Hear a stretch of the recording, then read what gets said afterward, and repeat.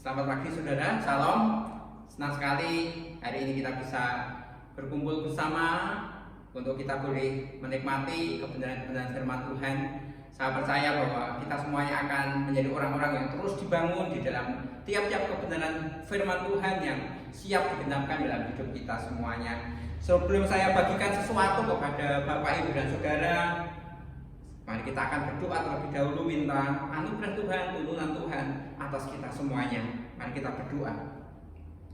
Bapa, di dalam nama Tuhan Yesus kami datang kepadamu. Kami bersyukur untuk anugerah yang Tuhan beri sampai dengan hari ini. Kami terpelihara sebagaimana firman-Mu yang berkata, kiranya roh, jiwa, dan tubuhmu terpelihara sempurna sampai dengan hari kedatangan Kristus. Dan Kau membuktikan bahwa tiap-tiap apa yang Kau janjikan tergenap dalam hidup kami. Sekarang kami mau datang kembali kepada firman-Mu. Mari Tuhan, Engkau Allah yang berbicara atas kami. Di dalam nama Tuhan Yesus kami berdoa, kami ucap syukur. Haleluya. Amin. Hari ini saya mau bagikan kepada saudara tentang sebuah perasaan yang terjadi kepada umat Allah. Bagaimana mereka melihat situasi yang sama sekali tidak pernah mereka duga sebelumnya. Dalam waktu yang mereka tidak pernah sangka, dari sebuah kejayaan tiba-tiba mereka menjadi orang yang diperbudak. Nah, hal itu terjadi pada zaman Hizkia. Setelah ia sakit, Tuhan sembuhkan. Baru kemudian umurnya diperpanjang lagi 15 tahun. Tetapi ada sesuatu yang berbeda di hati Hizkia ini, yang menjadi orang yang sombong. Ada tamu dari Babel dan kemudian ia perlihatkan semua yang ada di kerajaannya, termasuk barang-barang mewah yang ada di bait suci. Nah, baru kemudian rupa-rupanya itu kesalahan fatal. Apa yang dilihat oleh tentara musuh itu diangkut, dan ternyata juga lebih dari 15.000 orang dari orang Yehuda itu juga diangkut. Nah, kitab Yesaya menceritakan hal itu, dan kemudian kita akan melihat bagaimana perasaan bangsa yang tiba-tiba mengalami satu kehidupan yang sama sekali berbeda dengan hari-hari sebelumnya. Di Yesaya pasal yang ke-40, saya mau bacakan ayat yang ke-27. Mengapa engkau berkata demikian, hai Yakub, dan berkata begini, hai Israel?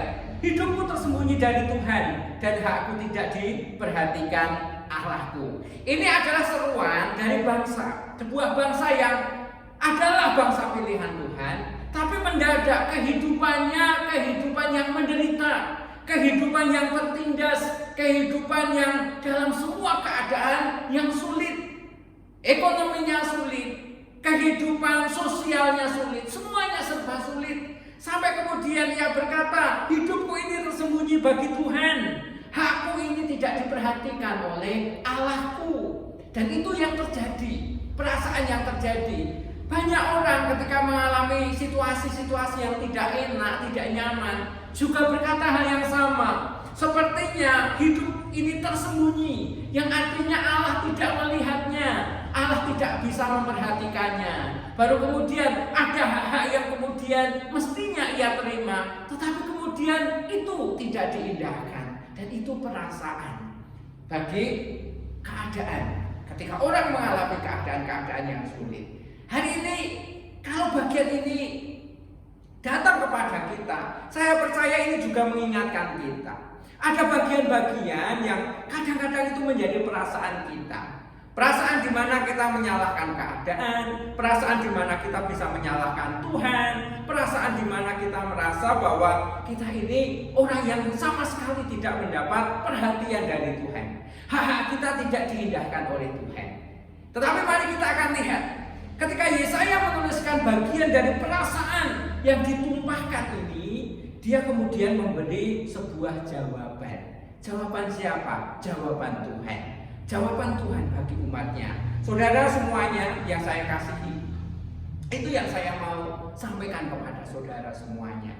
Kalau mungkin kita juga pernah merasa sebuah keadaan yang mungkin berbanding terbalik dari kondisi-kondisi sebelumnya.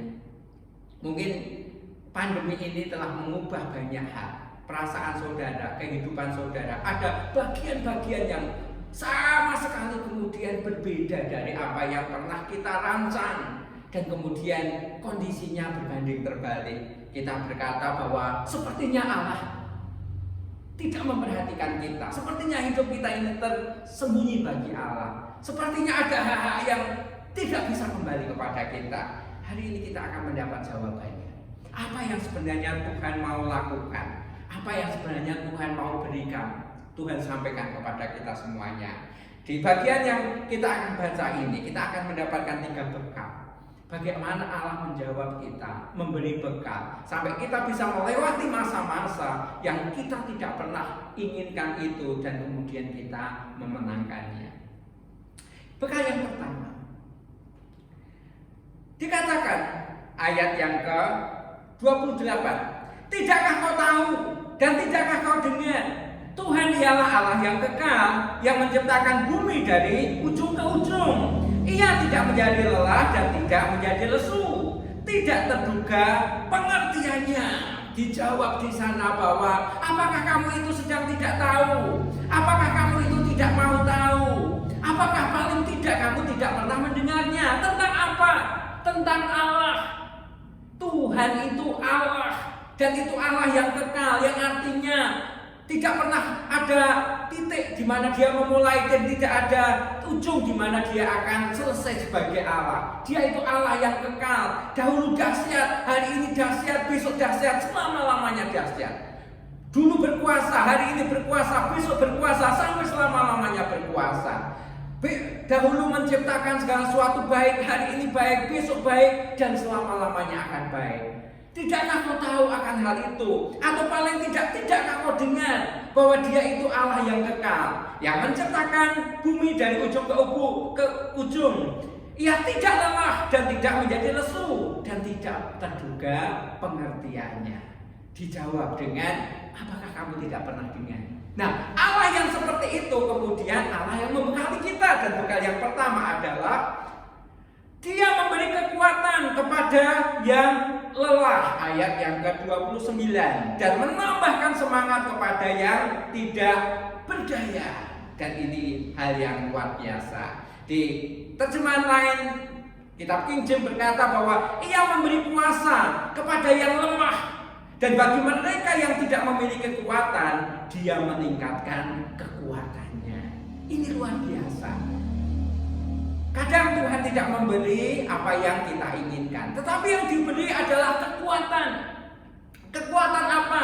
Dikatakan di sana, Dia memberi kuasa. Kuasa untuk terus kuat. Kepada yang lemah, yang tidak memiliki kekuatan sama sekali, Dia tingkatkan kekuatannya. Dari mana? Dari kuasa. Kuasa siapa? Kuasa yang ada pada Allah. Diberikan, dibagikan kepada tiap orang. Jadi yang Dia mau jawab kemudian adalah bukan Dia keluarkan mereka dari penindasan, karena memang Tuhan punya sesuatu yang khusus di dalam setiap rancangannya. Dia katakan bahwa tidak ada yang pernah mengerti rancangannya. Kalau kita tahu bahwa setelah 70 tahun Tuhan akan kembali melihat, Tuhan kembali akan memulihkan bangsa itu. Ada waktunya.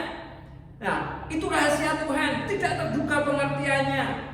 Dan kita pasti akan selalu tahu bahwa setiap rancangan Tuhan itu selalu indah, selalu berujung dengan semua kebaikan Tuhan. Yang diberikan adalah kekuatan. Dia beri kuasa. Dia salurkan kuasa. Dia berikan kuasa. Dan dengan kuasa itu mendapatkan power, mendapatkan kekuatan untuk tanggung segala sesuatu. Bapak, Ibu, dan Saudara, dimanapun saudara berada, ini yang Tuhan mau sampaikan kepada tiap-tiap kita. Pada kita ada kuasa Tuhan. Untuk apa? Untuk kita bisa melewati masa-masa yang dalam penantian ini. Masa-masa di mana mungkin orang berkata belum jelas ini. Orang mungkin menjadi lemah, orang kemudian menjadi lesu, orang kemudian menjadi putus asa. Banyak orang yang kemudian mulai bingung, dan nanti kita akan lihat ceritanya. Tetapi kepada tiap-tiap kita, Tuhan berkata, Dia yang memberikan kuasa dan memberi kekuatan, kuasa untuk terus bisa melewati banyak hal dengan kekuatan daripada Tuhan. Mungkin saudara mengalami hari-hari ini seperti yang diteriakkan oleh bangsa pilihan Tuhan ini. Sepertinya kondisi menjepit, kondisi tidak bagus, kondisi mungkin menakutkan, kondisi mungkin tidak bersahabat. Yang mungkin rindu untuk beribadah, tetapi karena mungkin sudah berusia dan kemudian kondisi anjuran pemerintah kita tidak bisa berfellowship di gereja, saudara harus beribadah di rumah. Dan mungkin saudara berkata, kondisi kok seperti ini ya. Tetapi firman Tuhan hari ini menguatkan kita. Dia beri kekuatan, Dia beri kuasa untuk kita bisa melewati semuanya. Atau ada bagian-bagian yang terjadi dalam hidup saudara, dan itu menjadi bagian yang sulit, yang menjadi PR dalam hidup saudara, menjadi pergumulan. Tapi hari ini, kalau mungkin saudara belum mendapat jawaban, belum menemukan apapun, Tuhan belum beri apa yang saudara minta, tapi Tuhan beri kekuatan, Tuhan beri kuasa itu di dalam hidup saudara. Untuk apa? Bisa mengalahkan tiap-tiap keadaan. Ini yang pertama. Kemudian yang kedua, bekal yang Tuhan beri yang kedua, di ayat yang ke-30, sekali lagi Dia berkata, Dia memberi kekuatan kepada yang lelah, menambahkan semangat kepada yang tidak berdaya. Dan kemudian Dia orang-orang muda menjadi lelah dan lesu, dan teruna-teruna jatuh tersandung. Ini keadaannya.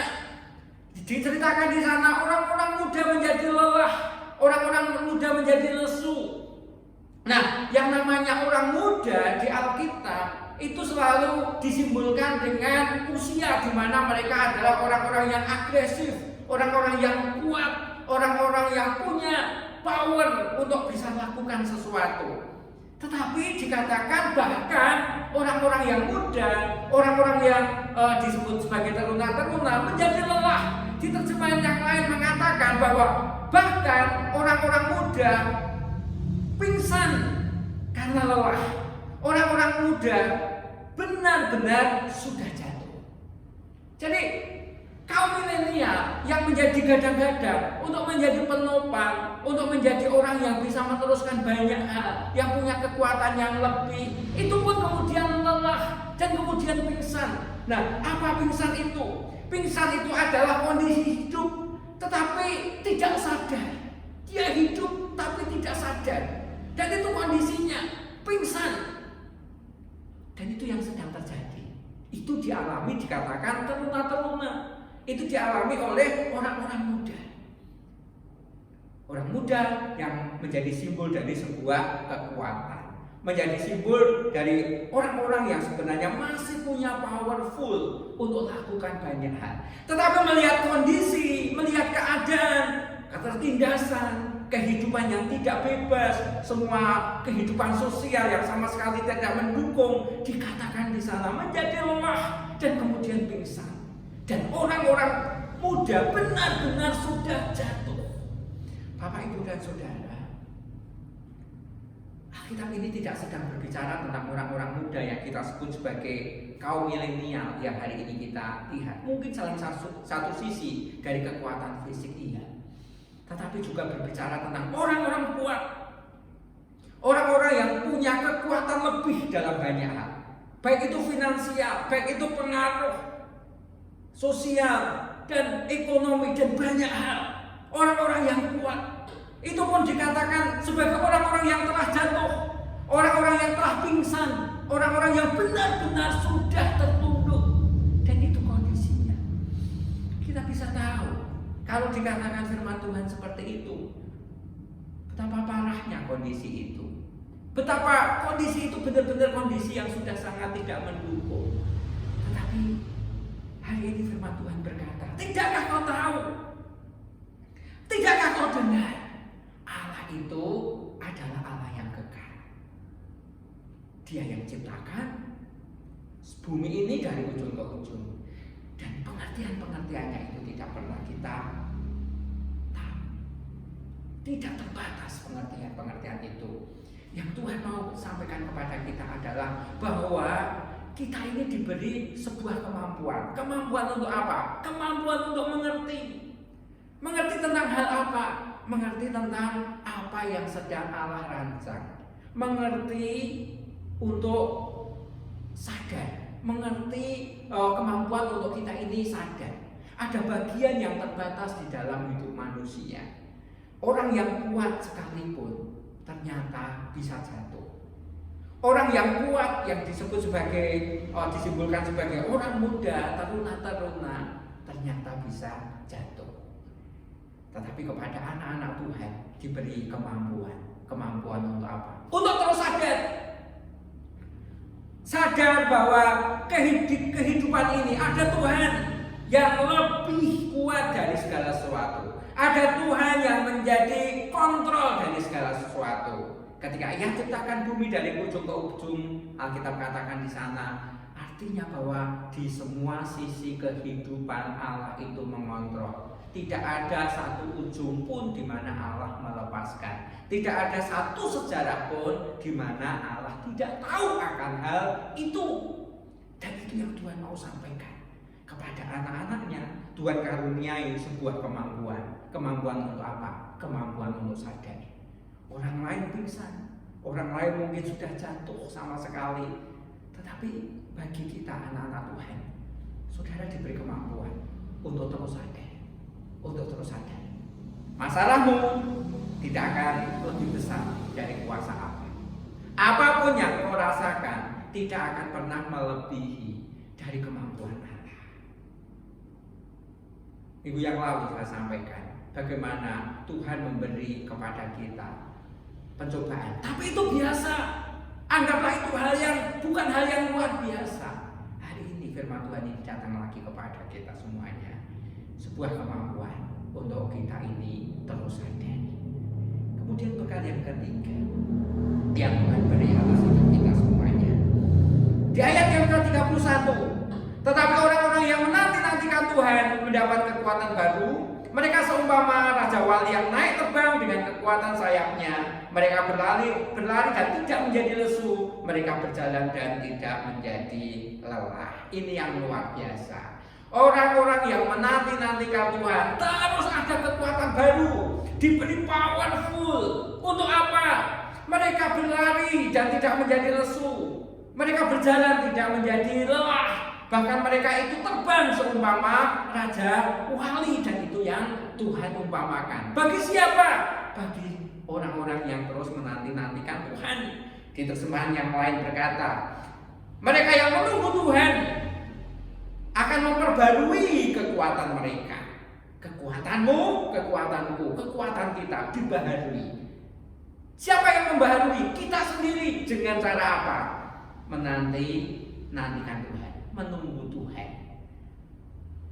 Tuhan bekali kita tadi adalah kuasa untuk kita ini terus kuat, tapi juga kemampuan untuk kita ini terus sadar. Tapi yang ketiga ini adalah kesanggupan. Kesanggupan untuk apa? Seperti orang yang terbang, seperti orang yang terus berlari dan tidak pernah menjadi lesu, terus berjalan dan tidak menjadi lelah. Ada banyak hal yang terus dikejar oleh anak-anak Tuhan, dan anak-anak Tuhan diberi kemampuan, diberi kesanggupan untuk terus melakukannya. Dan ini yang Tuhan bekalkan kepada kita semuanya. Jadi hari ini saudara, ketika kita melihat umat Tuhan yang mendadak kondisi berbanding terbalik dari hari-hari sebelumnya, yang dulu merdeka, yang dulu makmur, yang dulu hidup di dalam sebuah kedaulatan, tiba-tiba dikuasai oleh bangsa asing, tiba-tiba bekerja untuk orang lain, tiba-tiba semua kehidupannya berubah, sosialnya berubah, ekonominya berubah, kedaulatannya berubah, banyak hal yang kemudian berubah. Dan kemudian sempat mempertanyakan Allah yang sepertinya tidak perhatikan, Allah yang sepertinya tidak mengindahkan haknya. Tetapi hari ini terjawab sudah. Tuhan itu tidak terduga pengertiannya, dan Tuhan yang tidak terduga pengertiannya itu membekali kita dengan bekal apa? Kuasa. Kuasa untuk terus kuat, tapi juga kemampuan untuk terus sadar. di bawah semua keadaan itu ada Allah yang mengontrol semua. Dan yang ketiga adalah kesanggupan. Kesanggupan untuk apa? Untuk terbang seperti Raja Wali, untuk terus berjalan tidak pernah lelah, untuk terus berlari dan tidak pernah menjadi lesu, mencapai tujuannya. Saya percaya kita semuanya akan mencapai tujuan hidup kita semuanya. Tuhan sanggupkan kita semuanya. Apa yang Tuhan bekalkan kepada kita semuanya menjadi mudah untuk kita raih apa yang Tuhan janjikan. Apa yang kita lihat hari ini, apa yang saudara rasakan hari ini, itu bukan akhir. Itu bukan akhir. Ada banyak hal yang Tuhan janjikan di hari-hari berikutnya. Ada banyak hal yang Tuhan masih rancangkan untuk hari-hari kita ke depan.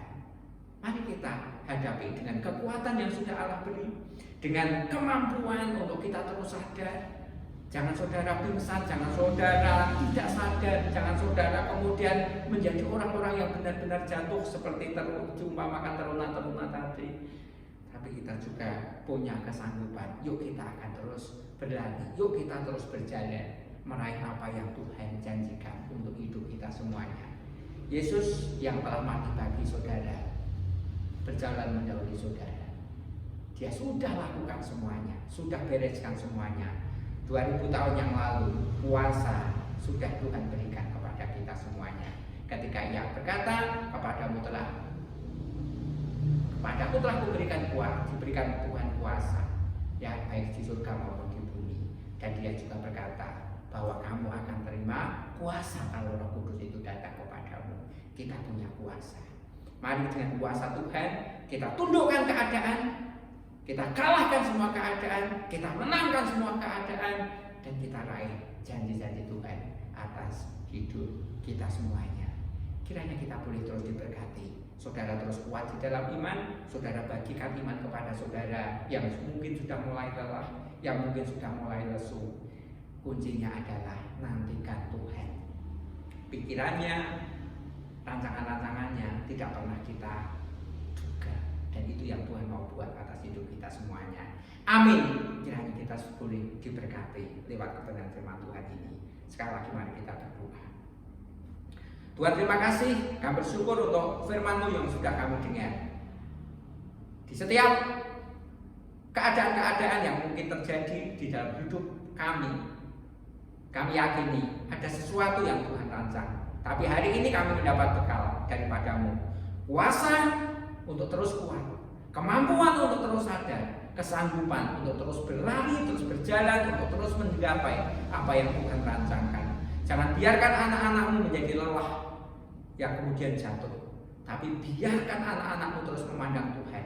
Engkau Allah yang menciptakan bumi dari ujung ke ujung. Engkau mengontrol tiap-tiap keadaan, dan Engkau Tuhan yang juga berkuasa atas hari-hari anak-anak-Mu. Mereka yang mulai lelah, Tuhan kuatkan hari ini. Mereka yang sakit, Tuhan sembuhkan hari ini. Di dalam nama Tuhan Yesus. Mereka yang mungkin berkata bahwa kehidupan, situasi sedang tidak bersahabat, hari ini datang kekuatan baru atas hidup mereka. Terima kasih Bapa, kekuatan-Mu atas anak-anak-Mu semuanya. Kedapatan kami semuanya adalah orang-orang yang selesaikan tiap-tiap tugas kami di muka bumi ini. Dan kami bawa kemenangan ini, kemenangan di dalam Tuhan, untuk hormat kemuliaan bagi nama Tuhan. Dalam nama Yesus kami berdoa, kami ucap syukur. Haleluya. Amin. Tuhan memberkati.